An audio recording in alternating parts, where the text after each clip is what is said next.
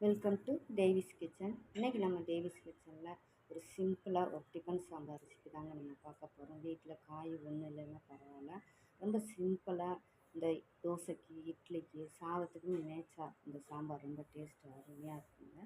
இப்போ வாங்க வீடியோக்குள்ளே போயிடலாம்.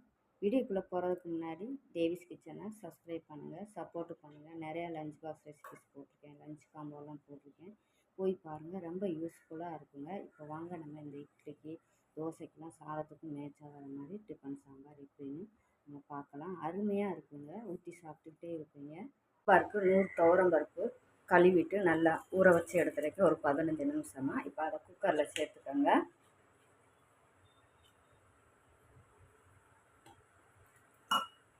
பருப்பு முங்குற அளவுக்கு தண்ணி சேர்த்துக்கோங்க.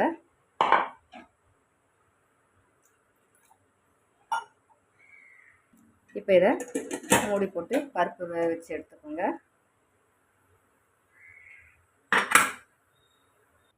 இப்போ 2 ஸ்பூன் அளவுக்கு எண்ணெய் சேர்த்துக்கோங்க.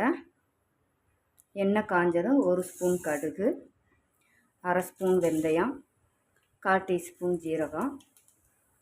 இப்போ எல்லாம் பொரிஞ்சதும் சின்ன வெங்காயம் நான் பொடுசாக இருக்குனால முழுசாக சேர்த்துக்கிறேன். இது கூட 5-6 பல்லு பூண்டு, காரத்துக்கு மிளகாய்.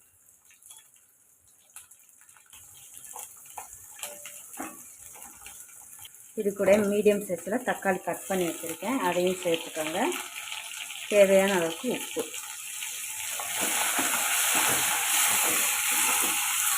இப்போ வெங்காயம் தக்காளி வதங்கினதும் இப்போ இதில் 2 ஸ்பூன் மல்லிப்பொடி, 1/2 ஸ்பூன் மிளகாய் பொடி, 1 டீஸ்பூன் மிளகு பொடி, 1/4 டீஸ்பூன் மஞ்சள் பொடி, இது கூட காயப்பொடி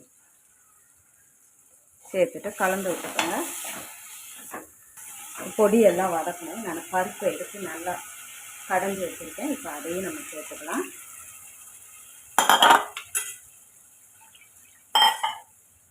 சேர்த்துட்டு சாம்பாருக்கு தேவையான அளவுக்கு தண்ணி சேர்த்துக்கோங்க.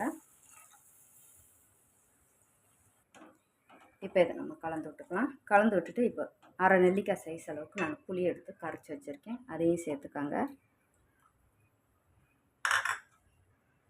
ஹை ஃப்ளேமில் வச்சுருக்கேன் தீயை. கூட்டிட்டு இப்போ சாம்பாருக்கு தேவையான அளவுக்கு உப்பு சேர்த்துக்கோங்க.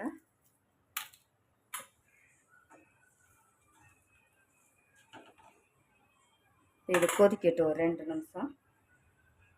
சாம்பார் நல்லாவே கொதிக்குது. இப்போ இதில் கொஞ்சமாக நம்ம வெல்லம் சேர்த்துக்கலாம்.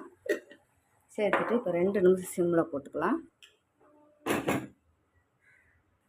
இப்போ 2 நிமிஷம் ஆயிடுச்சு. அருமையாக நமக்கு சாம்பார் ரெடி ஆயிடுச்சுங்க. காய் ஒன்றும் இல்லாமல் நமக்கு இன்றைக்கி அருமையான சாதத்துக்கும் இட்லி தோசைக்கு தொட்டுக்கிற மாதிரி தான் இன்றைக்கி நம்ம ஒரு டிஃபன் சாம்பார் பார்த்துருக்கோம்.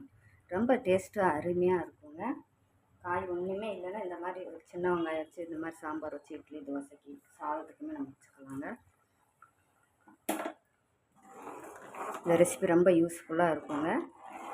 டேவிஸ் கிச்சனை சப்ஸ்கிரைப் பண்ணுங்கள், சப்போர்ட் பண்ணுங்கள். தேங்க்யூ.